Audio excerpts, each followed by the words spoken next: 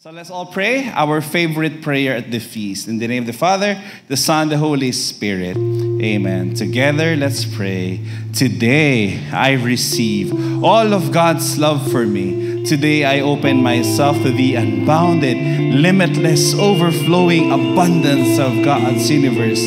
Today, I open myself to God's blessings, healing, and miracles. Today, I open myself.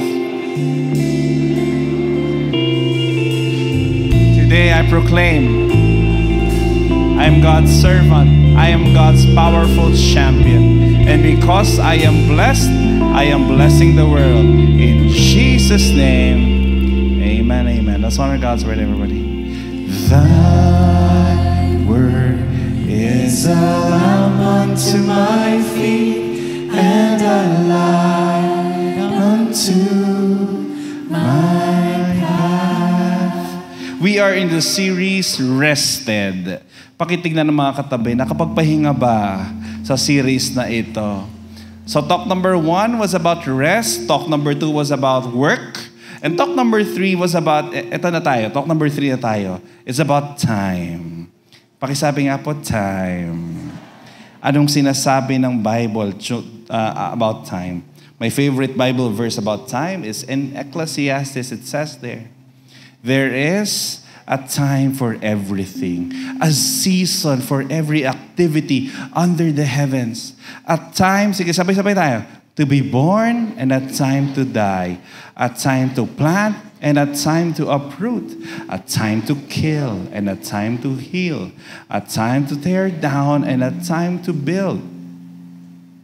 A time to weep and a time to laugh. A time to mourn and a time to dance.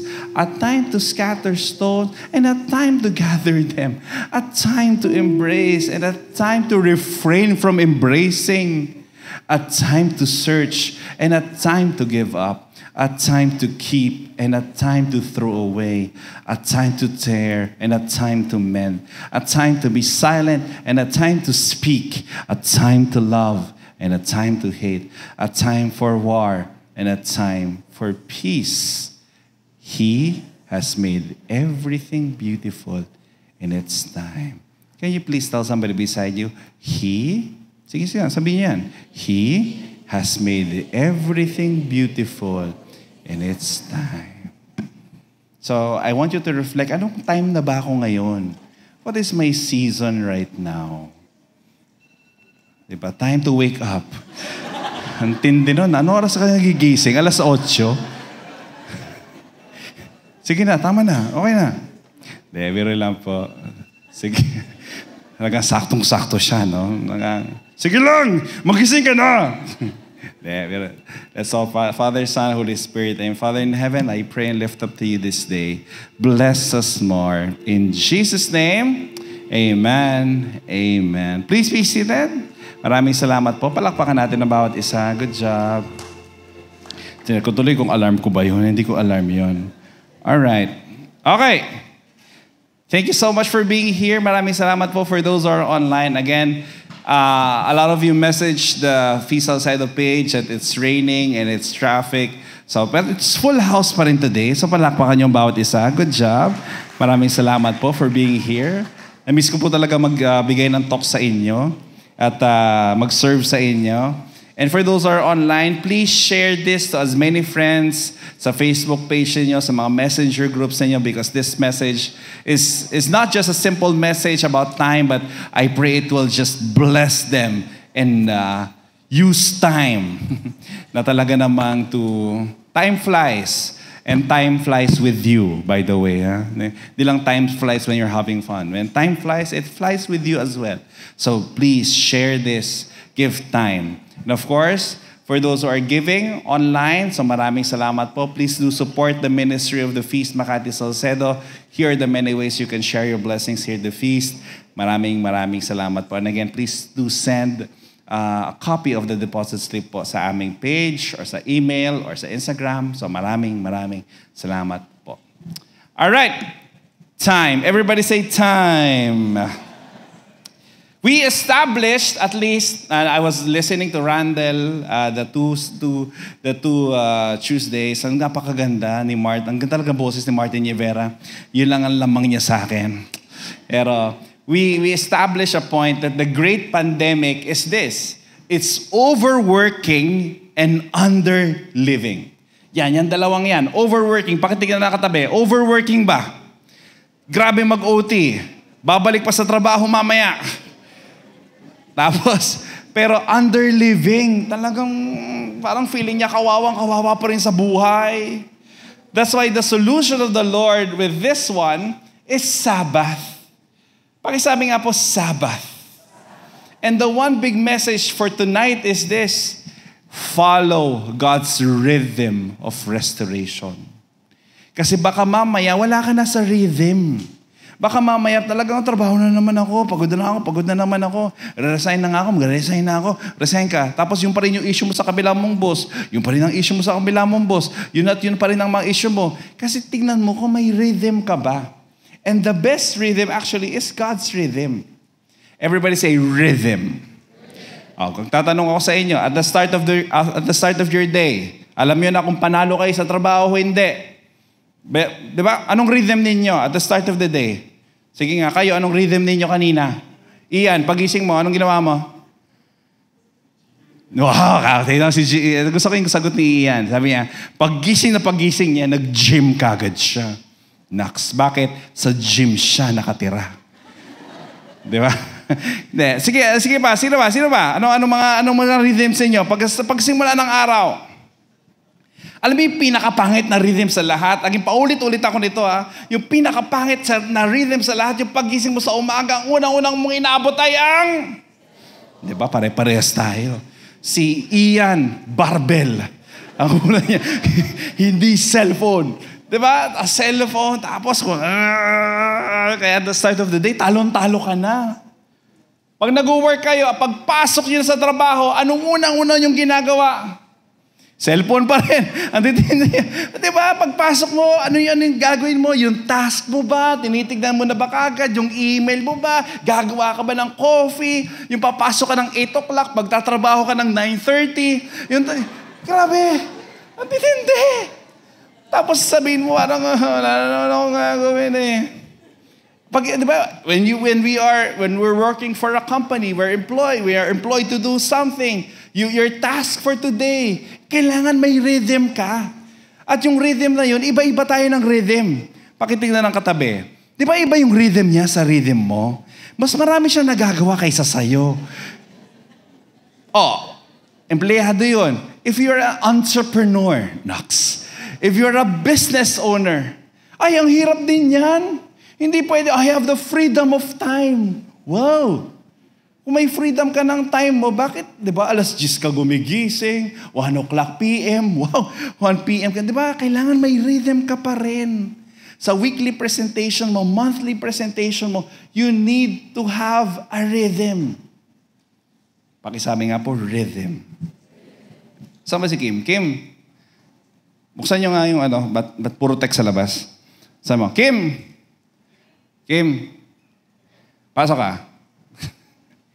Alika, bilis. Gusto ko lang ma-confirm. Baka mamaya magkamali ako na sasabihin. Kim? Si Kim po, mahal na mahal ko yan, ha?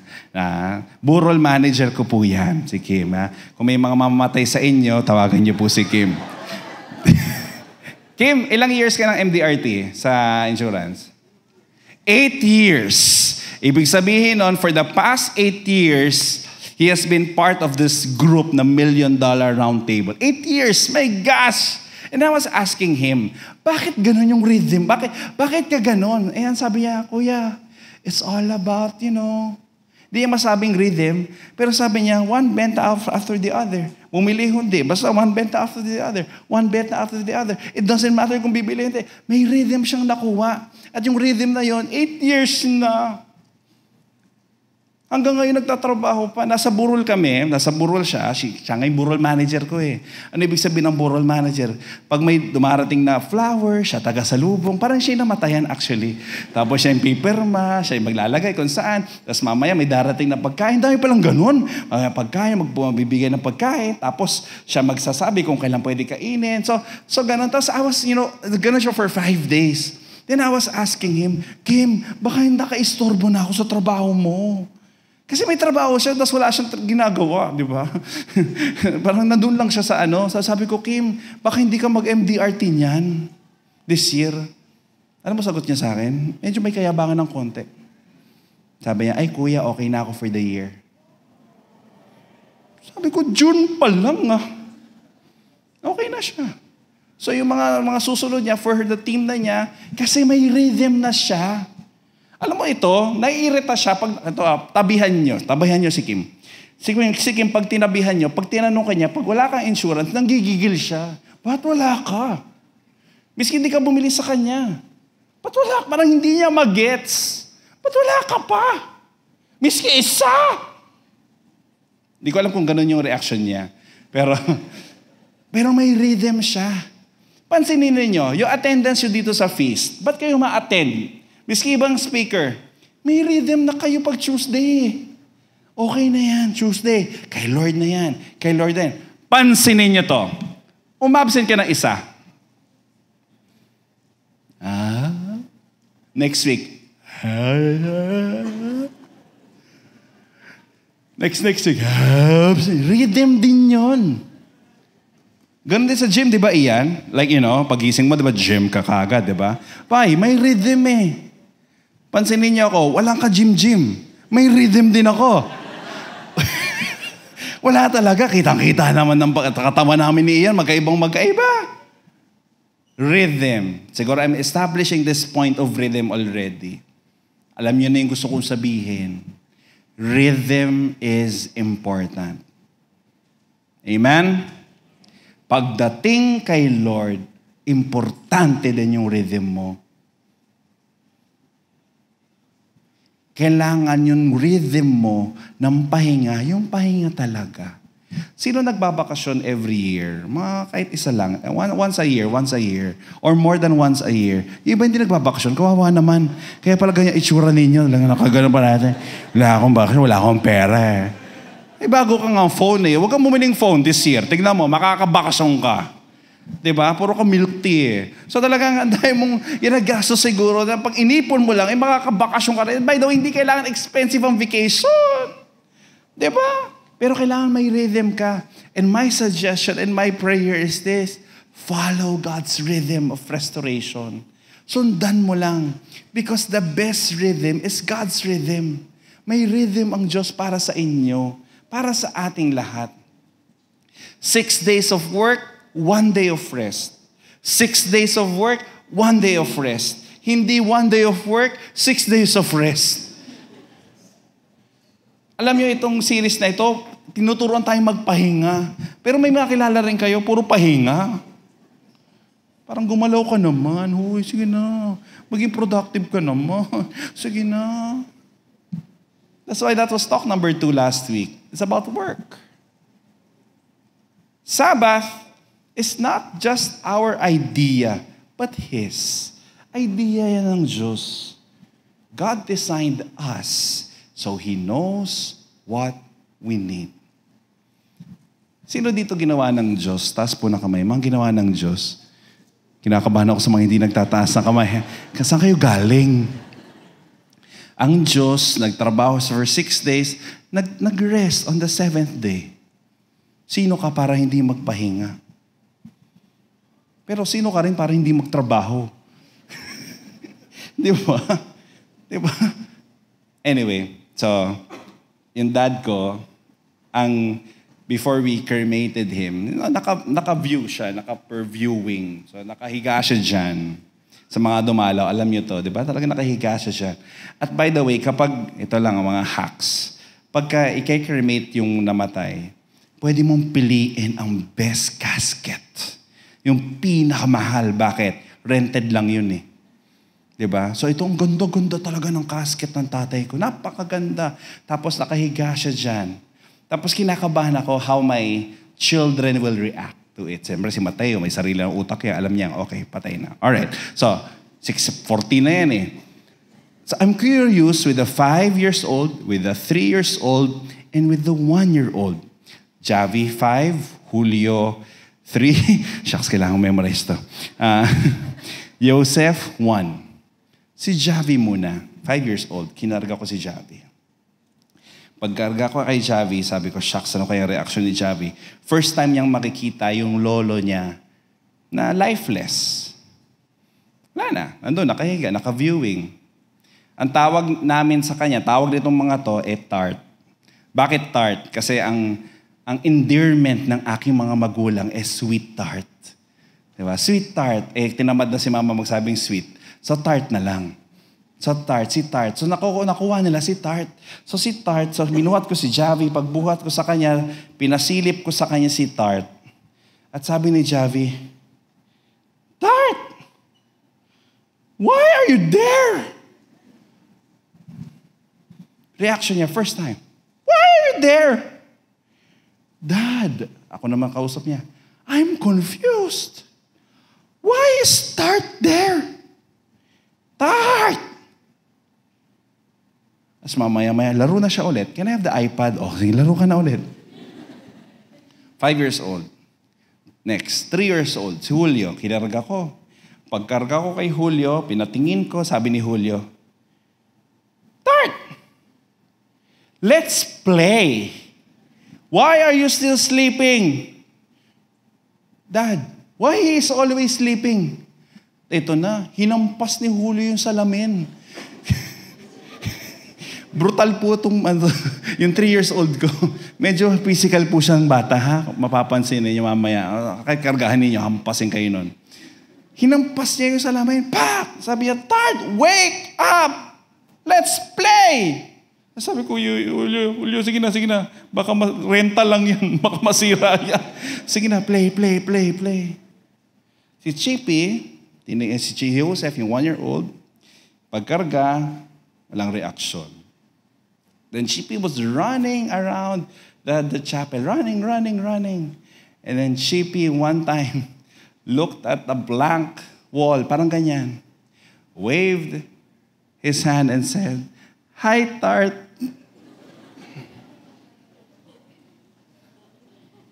So kami lahat parang, tapos tatakbo siya ulit doon. Kakaway siya ulit. Hi, Tart. Nasaan si Chippy ngayon? Patakbuhin niyo dito ngayon. Nalaro siya. No, grabe talaga. Pero ang tanong ko, before our times is up, diba? Kamusta naman? Okay naman kayo? How's your life been doing so far? Gusto mo ba talaga yung trabaho na pinapasok mo? Nag-aaksa kaya ba ng oras? Inaaksa ba yung oras ng karelasyon mo? Hello? May kilala kayong workaholic? Pakitignan ng katabi, siya ba yan? Mukha ba siyang workaholic? Kasi po tayo, nasa culture tayo na medyo cool pag medyo workaholic ka. Di ba? Parang dami kang ginagawa. Now, there are 4 damages of workaholism. Number 1 is this. Workaholism, just in case, sobrang dami mong ginagawa talaga, it harms you. Just to be honest with you. It harms you. Why? Pag sobra kang walang pahinga sa trabaho, talagang grabe ang rara mo sa trabaho, magkakasakit ka. Burnout. Minsan it can lead to depression. Number 2 is this. Workaholism harms others also. Nasasaktan din yung mga kasama mo. It steals your time with the relationships that you have, with your family life. Number 3, workaholism harms your work. Pag wala kang pahinga, you commit more mistakes. Minsan nga lang, pauwi nga lang, ma-aksidente ka pa eh. Number 4, workaholism harms the organization. Kala mo, iba lang, di ba? Yung whole organization, bakit? Madalas ka na mag-sick leave. May kilala kayong ganon? Boss! Boss! Kasi nagamit mo na yung migraine last week so hindi na pwede yon. So iba naman tayo. Tapos mamaya magre-resign ka na. That's why you have to follow God's rhythm of restoration. Follow God's rhythm of restoration. Pag sinusunod mo ang rhythm of restoration, by the way, may miracle po yan. Okay? We will now read a Bible story, ha? So ito lang yung ating Bible story for today. Other than the time to heal and the time to ganyan, the time to have jowa, the time to break up, may ganon. Diba? Basa nyo kanina? Time to have jowa, time to not date. Kaya I was telling, every youth that is listening to me in every camp that I've been telling them, alam ninyo, may time din para magjowa. I'm telling them that. Pag youth, sana nag-aaral ka lang. Sana tapusin mo muna yan. Kasi darating yung panahon, itutulak ka na sa lalaki. Itutulak ka na sa babae. Diba? Tapos pag nagkaasawa ka na, ay dapat may irespetuhin mo yung time. Ang problema yung hindi mo nire-respeto yung time. Kanong time ba meron ako ngayon? Time ba para magtrabaho? Time para mag-aral? Minsan nagpapahinga pero oras ng trabaho. May kilala kayong tulog sa trabaho, talaga nakaganon pa. Pag sinita ng boss, tatayo, gaganon, di ba? Ang gagaling! Wag ganon. Pakisabi sa katabi, wag ganon. So we are opening, we are gonna study this story about the Israelites going out of Egypt. Tapos wala silang makain. Nagdasal sila kay Lord, Lord, can you give us bread? And the Lord is giving them bread every day. So pagising nila ng Sunday, wala pa silang ginagawa, mayroon na silang manna. We call it manna. Everybody say manna. So may food na. Tapos ang problema ito, yung manna ng Sunday, mabubulok na siya ng Monday. So may bagong manna na naman. Pag Monday, tapos may bagong manna. Pag Tuesday, so ganon. Imagine mo yun, talagang pagising mo sa umaga, may ensaymada ka kagad, wala ka pang ginagawa. Pagising mo ng Tuesday, meron na namang pagkain dyan. So ganon sila. And the Lord was telling them something. Then the Lord said to Moses, I am going to rain down bread from heaven for you. Gusto nyo ba yan? Parang may daily bread tayo. Amen? Each day, the people are to go out and gather their daily portion. Thus, I will test them to see whether they follow my instructions or not. My instructions. On the 6th day, however, when they prepare what they bring in, let it be twice as much as they gathered on other days. So tingnan nyo, may sa 6th, wag muna, balik mo. Yan. On the 6th day, twice. Kalahin mo yun? Mas maraming ibibigay. Na bakit? Sige, next slide. Morning after morning, they gathered it as much as they needed to eat. But when the sun grew hot, it melted away. On the 6th day, they gathered twice as much food, 2 omers for each person. Next slide. When all the leaders of the community came and reported this to Moses, he told them, this is what the Lord has prescribed. What is the meaning of this? Alam niyo, dati kasi, tomorrow, the day of rest, ito na pala, is a day of rest. A holy Sabbath of the Lord. Whatever you want to bake, bake. Whatever you want to boil, boil. Whatever is left to put away, keep until the next morning. Kasi alam ng Diyos, may miracle lang na nangyayari para magpahinga ka. 3 insights of this story. Number 1 is this.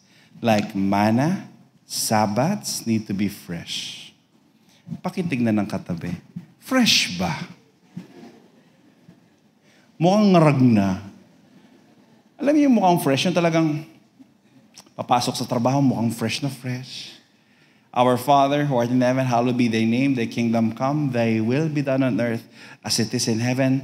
Give us tomorrow, next day, give us this day.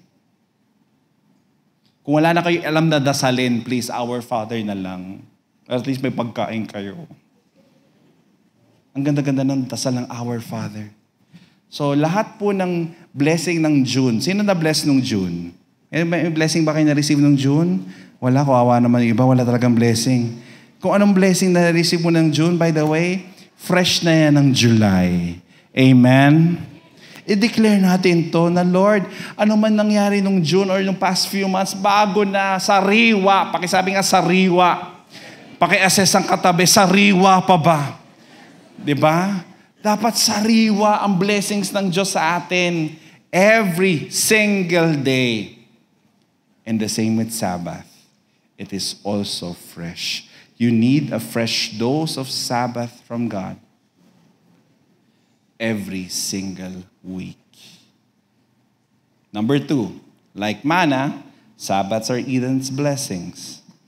Alam niyo po, bakit Eden? Everybody say Eden. Ang original design po ng Diyos ay ganito.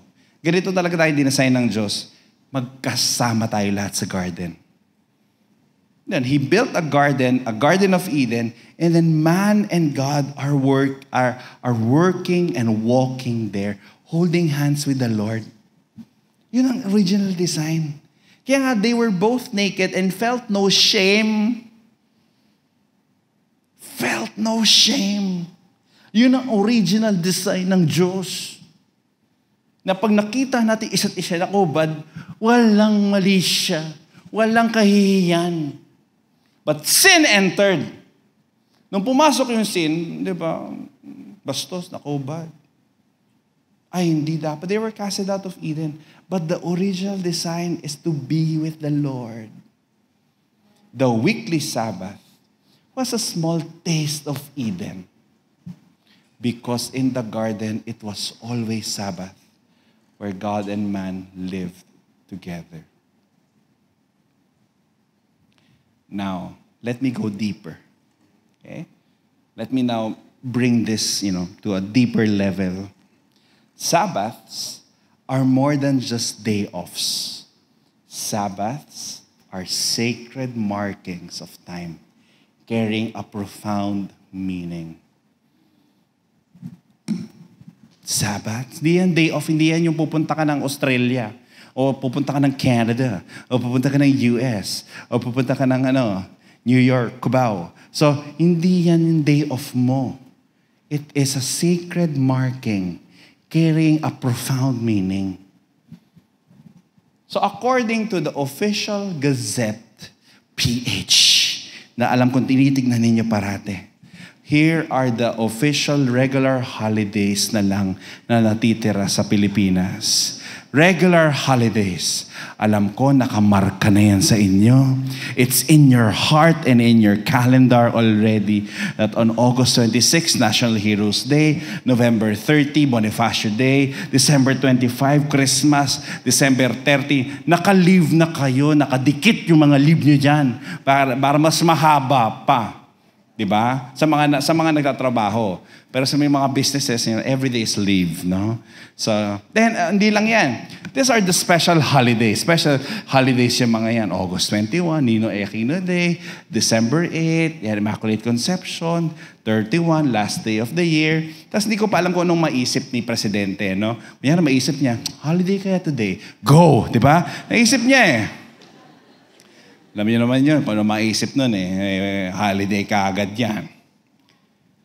But does this date have a profound meaning sa inyo?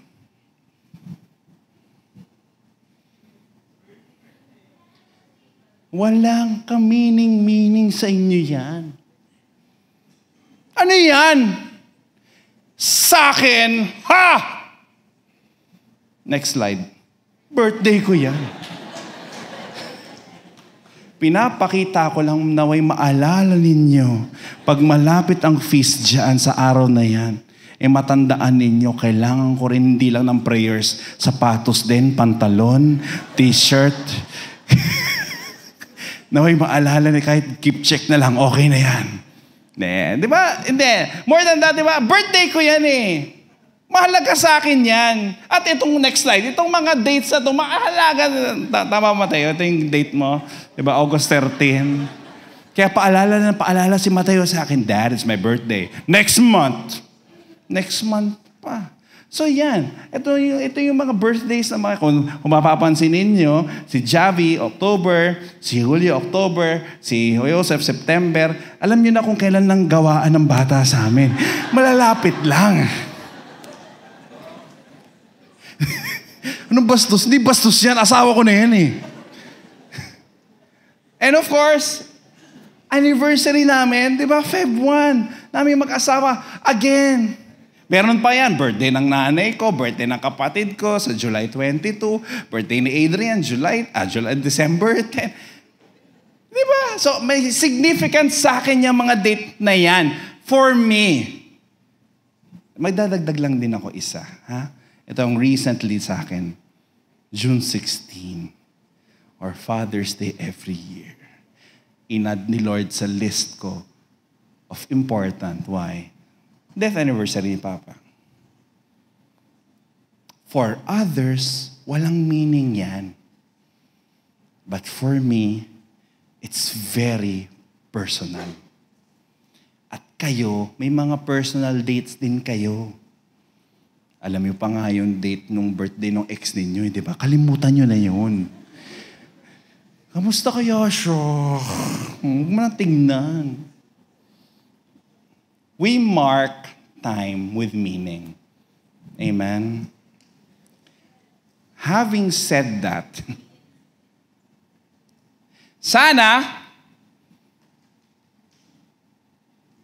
may meaning din sa inyong Sabbath. Sa mga Katoliko na nandito, sana pag Linggo, magsisimba. Amen? Ang hina nung amen, Lord. Yung mga hindi nag-amen, wag mo i-bless ng July. Sana, pag Tuesday, hindi naman masyadong Sabbath talaga. It's, Tuesday is, kung gusto nyo lang. Wala naman kayong ginagawa sa mga opisina ninyo. Walang ginagawa sa bahay. Di mag-feast kayo. Di ba? Gusto nyo makatawa ng konti. May isa akong attendee dito, hindi ko lang po nandito. Sabi ko, ba't ka umati ng Salcedo? Brother, pag nalulungkot ako, alam mo yun, gusto ko lang tumawa. Wow. Ginawa mo comedy bar. So, seryoso yun, hindi ko alam kung nandito yun. Ngayon, gusto ko lang makatawa. Sige lang. I hope whatever it is, your sacred Sabbath, commit to it. Sabbath isn't our idea. It is God's idea. Paulit-ulit ako nito. Why? Because God loves hanging out with you. Gustong-gusto niyang kasama ka. Amen? And last is this.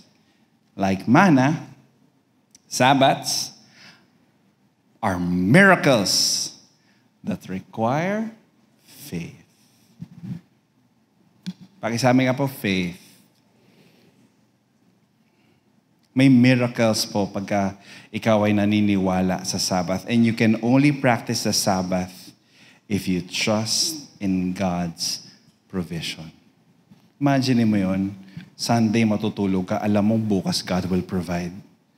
Pagising mo ng Monday, God provided. Matutulog ka ng Monday and your prayer, Lord, I know that you will provide. Pagising mo ng Tuesday, God provided. Can we have that kind of faith? Tutulog ka, Lord, wala akong kliyente ngayon na, pero, sige Lord, pagising ko bukas, God will provide. Tapos trabaho ka ulit, tulog ka ulit, tapos ng day, tapos magigising ka, Lord, I know that you will provide. Ay, God will provide. God will provide. God will provide. Can you tell somebody beside you, God will provide.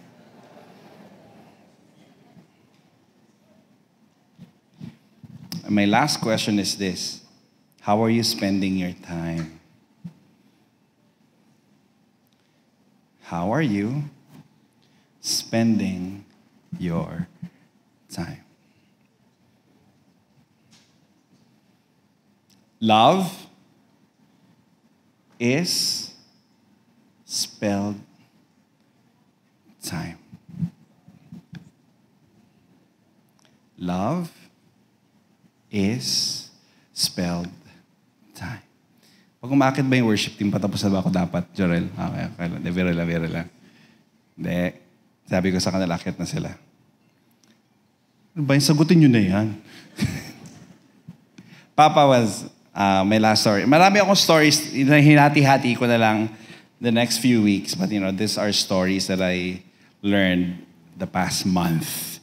Marami nagsabi, kamusta vacation mo, Brother Jan? Hindi ako nagbabakasyon. Sana nagbakasyon na lang ako, di ba? I was supposed to go to Indonesia. Di ba? Sabi ko, pupunta ako Indonesia. But the doctors told me, you might not see your dad after Indonesia or during Indonesia. So I stayed. Hindi ako natuloy. I had a Mindoro trip sana. Di natuloy. Alam mo, secondary na lahat ng pera. Alam mo, ganun pala, pag may oras sa tatay mo, pera. Linaw-linaw pera. Hindi, biro lang. Siyempre, give up ko nga lahat ng yun Spend time with, and it's, buti na lang. So May 17, he was brought to the hospital. He was taken by the Lord, June 16. May 1 month kami. Grabe yung grasya ng Diyos. Alam siguro ng Diyos, ang kabutihan ng Diyos sa amin, na hindi, may mga ganun na snap, biglang nawala. Yung mahal na sa buhay. Aksidente, boom, snap, wala. May kasabay kami na same with what happened with Papa, bumaba yung low blood, bumaba yung BP. Nag-low blood siya. Tapos right there and there, pagbaba ng BP niya, he passed on a dad of a servant in Feast Mandaluyong. Biglang boom, patay. Sa amin, pagbaba ng BP niya, we went straight to the hospital. At pagpunta niyang hospital, alam mo yun, kaka-ER pa lang niya. Pag-check ng BP niya, everybody, all doctors, sumugod sa kanya, dinala siya sa ICU. So imagine mo nun, nagpa-finals ako sa theology namin. May finals exam ako. Tapos, ER daw si Papa. Okay, sige ER. Tapos mamaya, ICU. Ba't nasa ICU na yan? Tapos during his time in the ICU, 1 week in the ICU, my gosh, there were times he was almost taken by the Lord. Almost. ICU. Talagang, ganun pala sa ICU. Galing ng mga doktor dun. Na sa ICU, if you're needed, doctors are available. Lahat ng kakilala mo, lahat ng masasalubong mo, doktor. Yung hindi lang nurse yun, nandun doktor. Kalahin mo yun. Pag normal room ka, pag nagtawag ka ng doktor, mga next day darating, gano'n. Mga few moments naman. Pero ito, right there and then darating to save you, to save the person in intensive care. But many times, jug baba, muntik siyang mamatay. And every dialysis niya, pag dinadialysis ka, pag pray ninyo, sana wala na pong idadialysis sa pamilya namin at sana wala na idadialysis sa pamilya ninyo. Pero pag dialysis kasi, hahatakin yung dugo mo, lilinisin ng machine, ibabalik sa'yo ng malinis. Every time hahatakin yung dugo niya, sabi ng doctor sa amin, na parang, hindi mapag-pray, sana hindi siya makuha ni Lord pag hinatak yung dugo niya. Pero every time he's in dialysis, it's like a gate to heaven or a gate to death. 1 week, he survived. Kaya nung muntik na siyang mamatay, pero nabuhay siya, tapos the next day, dialysis siya ulit, gano'n na naman yung sitwasyon. Tinawagan ko na yung kaibigan nating pare, si Father Albert. Sabi ko, Father Albert, baka si Papa kasi mawala na bukas. Pwede bang bigyan mo ng rights? So ito yung rights nilang dalawa. Di ba? He was able to receive confession. He was able to receive communion and anointing of the sick. Grabe, no? Grasya talaga ni Lord. Yun na po yung mga anak ko. Tatakbo-takbo na. But on the second week, sabi ko, di ba, lumipat na siya sa normal room. Lipat siya sa normal room, hoping that he will get better, but he did not get better.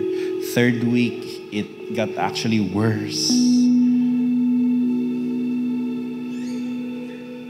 Tapos kahit anong dialysis sa kanya, he's not getting better anymore. Then I told the doctors, sabi ko, Doc, magdadialysis po ulit bukas. 3rd week na to Sabi ko, Doc, 4 times na po siya dinadialysis nitong, 5 straight days na siyang dinadialysis. Just to remove the infection, the toxin, the bloatedness, the water inside his body. Nothing is happening. He's not getting better. I told the doctor, sabi ko, Doc, dialysis kasi bukas ulit. Ano bang inaasahan natin? Will he get better? And he was frank, itong kaibigan. Naging kaibigan na rin itong doktor na ito. Sabi niya, John, we are just prolonging his suffering. The next thing that we will do is that we will put a tube in his lungs na. Sabi ko, Doc, after that tube, what will happen? I don't know. How will he respond? And we will respond according to that. Okay. And I want to thank my brother and my sister, sa mga kapatid ko, for being so strong with us, with the decision. As as the youngest in the family, I told them, as the kuya, as the eldest, I told them, sabi ko, Adrian, Jaline, ito yung sitwasyon natin. Susunod kasi dialysis, tubo, tas more medicine, until he dies. Or can we stop all the medicine?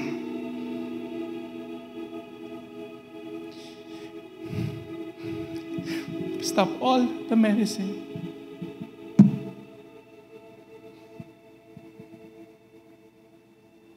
And make the brave choice of letting go.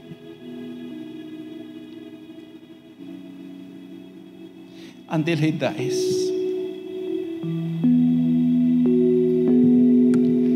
Kahit anong piliin natin sa dalawa, he will die.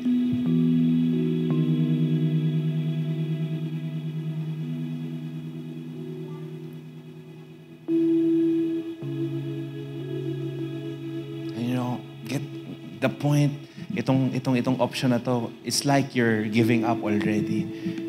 Sabi ko naman sa kanila, we're not giving up. It's just the end of the line. We are just trying to know how do we want to land this. Kasi sabi ko sa kanilang dalawa, if one of you will disagree with this one, we will go with this one. Ayoko mag-away-away tayong tatlo na lang tayo, mag-aaway pa tayo. And with God's grace and love, with the blessing of my mother, the blessing of the kapatids in the US of Papa, mga kapatid niya, we chose this palliative care and waited for him.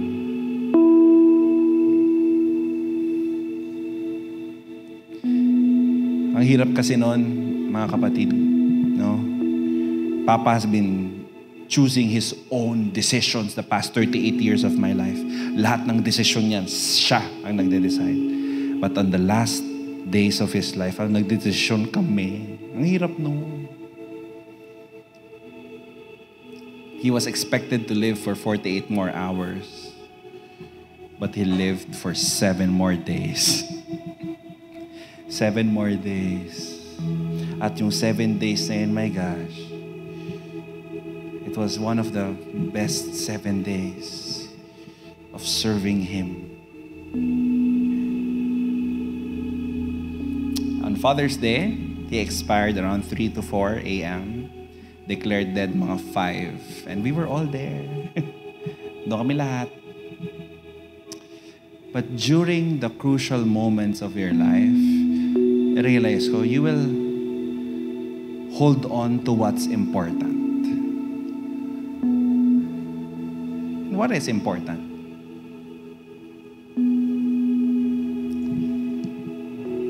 Important was this, We just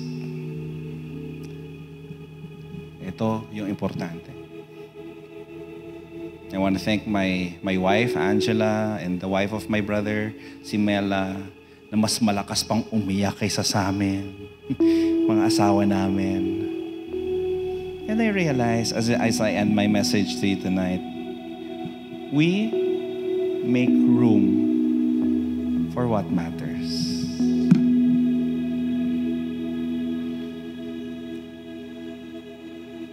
We make room for what matters. That's why love is spelled time. Now it's up to you to spend your time wisely. After worship, you're gonna go home. Then Lord, how do you want me to spend my time? Hindi ako forever buhay. Hindi forever buhay yung mga mahal mo.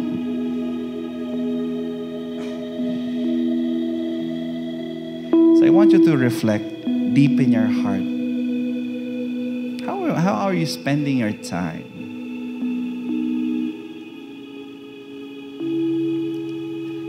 Amen? So allow the Lord to bless you, to speak to you more, to reflect you as you go to sleep tonight. Sa mga online din natin. There is time for everything.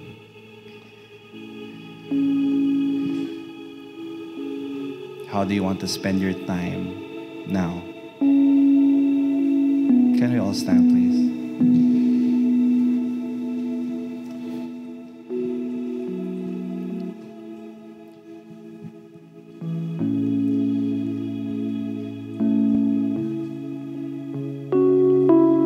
Yung may mga kasama dito sa room na ito. Kung wala kang kasama, si Lord na lang kausapin mo, ha? Just in case may kasama ka, can you just turn to that person? Kausapin mo lang. And then, can you just tell to that person, how will you spend your time the next few weeks? Sige nga, ready, set, go. Kung wala kang kasama, si Lord na muna ako sa bagay. Ikaw muna, si Lord. Sa may mga kasama lang, silang go. Turn to somebody beside you. How are you willing to spend your time? For those who are online, can you chat? Sige, message mo lang sa comment. Sige lang, may 30 seconds pa tayo. Go.